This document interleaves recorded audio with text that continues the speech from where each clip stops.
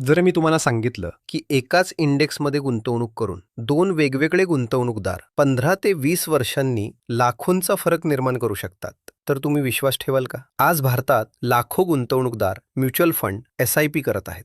तर दुसरीकडे ETF SIPची craze झपाट्याने वाढत आहे. विशेषतः गेल्या काही वर्षांमध्ये कमी एक्सपेन्स रेशिओ, पॅसिव्ह इन्व्हेस्टिंग आणि इंडेक्स इन्व्हेस्टिंगमुळे ETF मध्ये गुंतवणूक करणाऱ्यांची संख्या झपाट्याने वाढली आहे. पण दुसऱ्या बाजूला आजही कोट्यावधी भारतीय गुंतवणूकदारांसाठी म्युच्युअल फंड SIP हीच वेल्थ क्रिएशनची सर्वात लोकप्रिय पद्धत आहे. म्हणूनच आज आपण अगदी डिटेल्ड अनालिसिस करून पाहणार आहोत की म्युच्युअल फंड आणि ETF यापैकी एक्सपेन्स रेशिओ कोणाचा जास्त असतो, हिडन कॉस्ट कोणामध्ये जास्त असते, एकाच इंडेक्समध्ये गुंतवणूक करूनही म्युच्युअल फंड आणि ETFची होल्डिंग्स वेगळी असू शकतात का? एकाच इंडेक्सचा ETF आणि इंडेक्स म्युच्युअल फंड यांच्या रिटर्न्समध्ये किती फरक असू शकतो? इन्व्हेस्टमेंट फ्लेक्सिबिलिटी कोण जास्त देते? लिक्विडिटी आणि विड्रॉलच्या बाबतीत कोण पुढे आहे?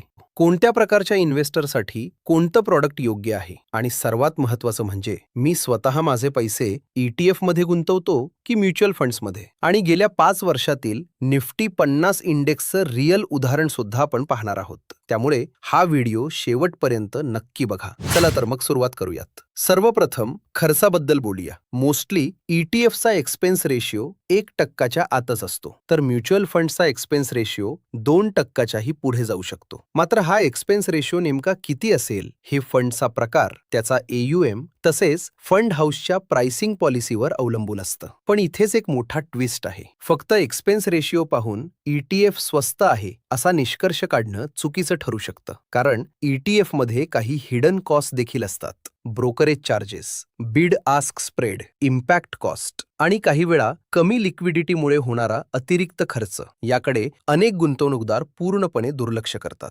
उदाहरणार्थ, आता समजा एखाद्या ETFचा एक्सपेन्स रेशिओ 0.50% आहे आणि त्याच इंडेक्स म्युच्युअल फंडचा एक्सपेन्स रेशिओ 0.10% आहे. पहिल्या नजरेत ETF खूपच स्वस्त वाटतो, कारण 1 लाख रुपयांच्या गुंतवणुकीवर ETF मध्ये फक्त 500 रुपये खर्च येतो, तर म्युच्युअल फंडमध्ये 1100 रुपये खर्च येतो. त्यामुळे बहुतेक गुंतवणूकदार लगेच ETFची निवड करतात. पण इथेच एक मोठा ट्विस्ट आहे. ETF मध्ये फक्त एक्सपेन्स रेशिओ हा एकमेव खर्च नसतो. समजा तुम्हाला ब्रोकरेज आणि इतर चार्जेस मिळून 50 रुपये खर्च आला. बर्ड्स आस्क स्प्रेडमुळे आणखी 350 रुपयेचा अप्रत्यक्ष खर्च झाला आणि कमी लिक्विडिटीमुळे इम्पॅक्ट कॉस्ट म्हणून आणखी 200 रुपयेचा खर्च आला. अशा परिस्थितीत तुमचा एकूण खर्च 1100 रुपये म्हणजेच 1.10% पर्यंत जाऊ शकतो. दुसऱ्या बाजूला म्युच्युअल फंडमध्ये तुम्हाला ब्रोकरेज, बिड आस्क स्प्रेड किंवा लिक्विडिटी कॉस्ट यांचा विचार करावा लागत नाही. तिथे तुमचा खर्च जवळपास पूर्णपणे एक्सपेन्स रेशिओ पुरताच मर्यादित असतो. म्हणजेच या उदाहरणात कागदावर 0.5% एक्सपेन्स रेशिओ असलेला ETF आणि 1.10% एक्सपेन्स रेशिओ असलेला म्युच्युअल फंड प्रत्यक्षात तुम्हाला जवळपास सारखाच खर्च पडू शकतो. पण एक महत्त्वाची गोष्ट, हे उदाहरण फक्त कॉन्सेप्ट समजावण्यासाठी वापरा. भारतातील मोठ्या आणि लिक्विडिटी जास्त असलेल्या निफ्टी ETF मध्ये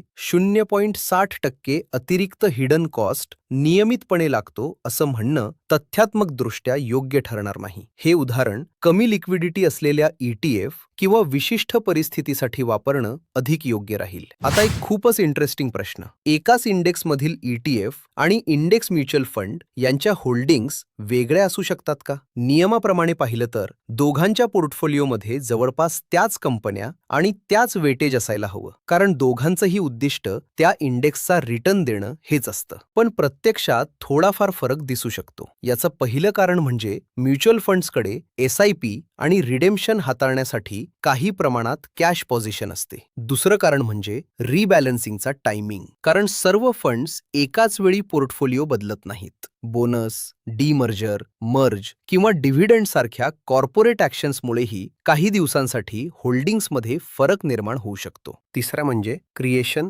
रिडेम्पशन मेकॅनिझम. म्हणजे समजा मिस्टर ए ला 100 कोटी रुपयांची निफ्टी ETF घ्यायची आहे, पण मार्केटमध्ये पुरेशा ETF युनिट्स उपलब्ध नाहीत. मग तो AMC ला निफ्टी 50 मधील 100 कोटी रुपये किमतीचे शेअर्स देतो आणि त्याच्या बदल्यात नवीन ETF युनिट्स मिळवतो. यालाच क्रिएशन म्हणतात. नंतर जेव्हा मिस्टर एला पैसे परत हवे असतात तेव्हा तो त्या ETF युनिट्स AMC कडे परत देतो आणि त्याच्या बदल्यात निफ्टी 50 मधील शेअर्स परत घेतो. यालाच रिडेम्पशन म्हणतात. चौथं म्हणजे सिक्युरिटीज लेंडिंग, म्हणजे फंड अतिरिक्त उत्पन्न मिळवण्यासाठी आपल्या पोर्टफोलिओमधील काही शेअर्स काही दिवसांसाठी इतरांना भाड्याने देतो. त्यामुळे होल्डिंग्स रिपोर्टमध्ये छोटासा फरक दिसू शकतो. पाचवं म्हणजे वेटेज राउंडिंग, म्हणजे एखाद्या स्टॉकचं वेटेज इंडेक्समध्ये 2.37% असलं तरी फंडला फ्रॅक्शनमध्ये नव्हे तर पूर्ण शेअर्समध्ये व्यवहार करावा लागतो. त्यामुळे वेटेजमध्ये अगदी छोटासा फरक निर्माण होऊ शकतो. मात्र या छोट्या फरकामुळे घाबरण्याची गरज नाही, कारण गुंतवणूकदारासाठी सर्वात महत्त्वाची गोष्ट म्हणजे होल्डिंग्स 100% सारखे आहेत का हे नाही, तर त्या फंडने इंडेक्सचा रिटर्न किती अचूकपणे दिला आहे हे आहे. म्हणूनच ETF किंवा इंडेक्स म्युच्युअल फंड निवडताना फक्त होल्डिंग्स पाहू नका, त्याऐवजी tracking error, tracking difference, expense ratio, AUM आणि लिक्विडिटी याकडे जास्त लक्ष द्या. मग रिटर्न्समध्ये किती फरक असू शकतो? शॉर्ट टर्ममध्ये हा फरक सहसा खूप मोठा नसतो. अनेक वेळा ETF आणि इंडेक्स म्युच्युअल फंड यांच्या रिटर्नमध्ये वर्षाला फक्त 0.20% ते 1% इतकाच फरक दिसतो. जर दोन्ही फंड्सची लिक्विडिटी चांगली असेल, एक्सपेन्स रेशियो कमी असेल आणि ट्रॅकिंग एरर कमी असेल तर हा फरक अगदी 0.20% पर्यंतही लिमिटेड राहू शकतो. पण एखाद्या फंडमध्ये एक्सपेन्स रेशियो जास्त असेल, कॅश पोझिशन जास्त असेल किंवा ट्रॅकिंग एरर जास्त असेल तर हा फरक 1% पर्यंत जाऊ शकतो. आता तुम्ही म्हणाल, फक्त 1%चा फरक एवढा काय मोठा आहे? पण कंपाऊंडिंग मध्ये हा छोटासा फरक देखील खूप मोठा ठरतो. समजा तुम्ही दर महिन्याला 20,000 रुपयांची SIP पुढील 20 वर्ष केली तर फक्त 1% अतिरिक्त रिटर्नमुळे तुमचा फायनल कॉर्पसमध्ये अनेक लाख रुपयांचा फरक होऊ शकतो. म्हणूनच ETF किंवा इंडेक्स म्युच्युअल फंड निवडताना फक्त पास्ट रिटर्न पाहू नका, त्याऐवजी tracking error, tracking difference, expense ratio, cash position आणि लिक्विडिटी या गोष्टींकडे जास्त लक्ष द्या. कारण शेवटी तुमच्या कॉर्पसवर इम्पॅक्ट करणारी गोष्ट फक्त आजचा रिटर्न नसून पुढील 15 ते 20 वर्ष त्या फंडने इंडेक्सला किती अचूकपणे फॉलो केलं आहे हे आहे. आता इन्व्हेस्टमेंट फ्लेक्सिबिलिटी बद्दल बोलूया. ETF मध्ये तुम्ही मार्केट आवर्समध्ये कधीही खरेदी आणि विक्री करू शकता. तुम्ही लिमिट ऑर्डर लावू शकता, मार्केट ऑर्डर देऊ शकता आणि इंट्राडे मध्ये देखील ट्रेड करू शकता. म्युच्युअल फंड मध्ये ही फ्लेक्सिबिलिटी नसते. तुम्हाला दिवसाच्या शेवटी NAV वरच युनिट्स मिळतात. पण स्वतःला एक प्रश्न विचारा, जर तुम्ही 20 वर्षासाठी वेल्थ क्रिएशन करत असाल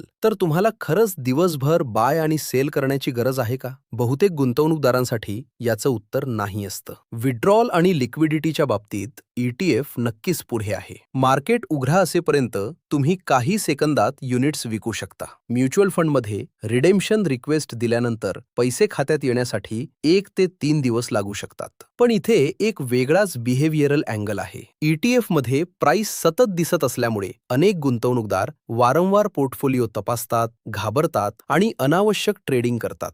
म्युच्युअल फंडमध्ये हा धोका कमी असतो, कारण तुम्हाला दिवसभर प्राइस दिसत नाही. म्हणून ट्रेडिंगसाठी ETF जास्त चांगला असू शकतो. पण वेल्थ क्रिएशनसाठी जास्त फ्लेक्सिबिलिटी हा नेहमीच फायदा असेल असं नाही. आता सर्वात महत्त्वाचा प्रश्न, कोणासाठी कोणतं प्रॉडक्ट योग्य आहे? जर तुम्ही नवीन गुंतवणूकदार असाल, गुंतवणूक पूर्णपणे ऑटोमॅटिक हवी असेल, फायनान्शियल डिसिप्लिन कमी असेल किंवा गोल बेस्ड इन्व्हेस्टिंग करत असाल तर म्युच्युअल फंड SIP तुमच्यासाठी अधिक चांगला पर्याय ठरू शकतो. पण जर तुम्हाला मार्केटची चांगली समज असेल, स्वतः पोर्टफोलिओ मॅनेज करण्याची तयारी असेल, कंट्रोल ट्रेडिंग करत असाल आणि ट्रेडिंगमधील नुकसान सहन करण्याची क्षमता असेल तर ETF तुमच्यासाठी पर्याय असू शकतो. आणि आता शेवटचा प्रश्न, मी स्वतः काय करतो? माझ्या बाबतीत सांगायचं झालं तर मी म्युच्युअल फंड्स आणि ट्रेडिंग किंवा डायरेक्ट शेअर इन्व्हेस्टिंगसाठी वेगवेगळा कॉर्पस ठेवला आहे. आणि मी तुम्हाला एका आधीच्या व्हिडिओमध्ये सांगितल्याप्रमाणे सध्या मी माझ्या SIP तात्पुरत्या पॉज करून ठेवल्या आहेत. त्यामुळे सध्या माझ्याकडे SIP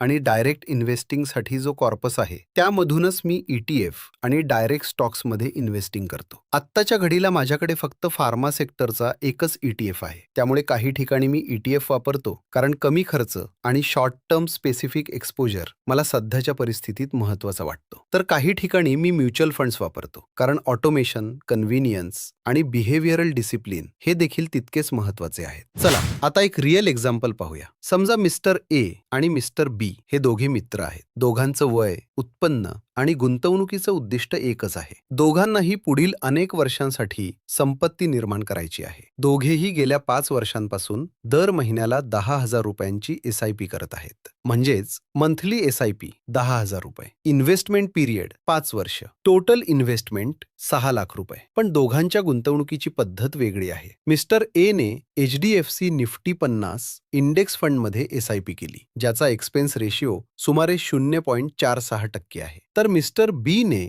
UTI निफ्टी 50 ETF मध्ये दर महिन्याला मॅन्युअल SIP केली, ज्याचा एक्सपेन्स रेशिओ फक्त 0.05% आहे. आता कंपॅरिझन पूर्णपणे फेअर व्हावा म्हणून आपण काही ॲझम्पशन्स घेतले आहेत. सर्वप्रथम आपण प्रत्येक महिन्याचा निफ्टी 50चा हाय लेवल घेतला आहे. म्हणजेच दोघांनीही प्रत्येक महिन्यात अगदी सर्वात महाग भावावर गुंतवणूक केली असे गृहीत धरले आहे. प्रत्यक्षात हे जवळपास अशक्य आहे. त्यामुळे हा एक कन्झर्वेटिव्ह अप्रोच आहे. ETF मध्ये एक्सपेन्स रेशिओ व्यतिरिक्त काही चार्जेस देखील असतात. त्यामुळे मिस्टर बी साठी आपण स्टॅम्प ड्युटी, एक्सचेंज चार्जेस आणि सेबी चार्जेस यांचा देखील विचार केला आहे. ब्रोकरेज 0 रुपये गृहीत धरले आहे, कारण दोघांनीही अजून त्यांची गुंतवणूक विकलेली नाही. आपण फक्त करंट कॉर्पस पाहत आहोत.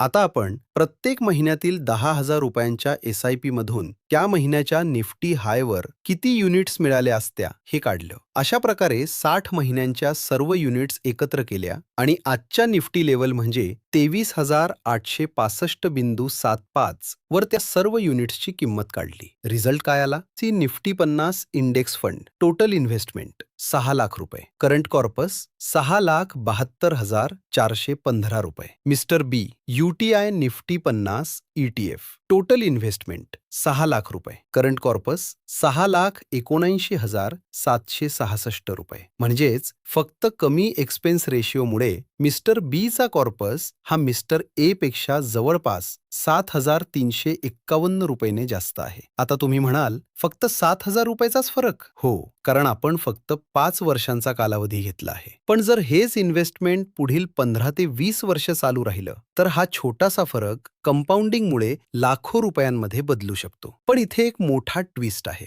जर मिस्टर बी ने ETF मध्ये काही SIP मिस केल्या, मार्केट टायमिंग करण्याचा प्रयत्न केला किंवा भावनांमध्ये येऊन चुकीच्या वेळी बाईंग सेलिंग केली, तर हा अतिरिक्त 7,351 रुपयांचा फायदा सहज नाहीसा होऊ शकतो. म्हणूनच गणितात ETF जिंकू शकतो, पण प्रत्यक्ष आयुष्यात डिसिप्लिन आणि बिहेवियर अनेक वेळा म्युच्युअल फंडला विजेता बनवतात. त्यामुळे आपल्या risk appetite, cash requirement, market conditions आणि फायनान्शियल गोल्स यांचा विचार करून वेगवेगळ्या परिस्थितींमध्ये ETF आणि म्युच्युअल फंड यांचा योग्य वापर करत पोर्टफोलिओ वाढवण्यावर भर दिला पाहिजे. तुमच्या पोर्टफोलिओमध्ये कोणते ETF आहेत ते कमेंट बॉक्समध्ये नक्की सांगा. आणि आजच्या व्हिडिओमधून काही नवीन शिकायला मिळालं असेल तर व्हिडिओला लाईक करा आणि जास्तीत जास्त शेअर करा. आणि अशाच नॉलेज बेस्ड आणि डिटेल्ड ॲनालिसिससाठी आपल्या चॅनलला सबस्क्राईब करा आणि बेल आयकॉन देखील नक्की प्रेस करा, म्हणजे नवीन व्हिडिओ आला की तो तुमच्याकडून मिस होणार नाही. धन्यवाद.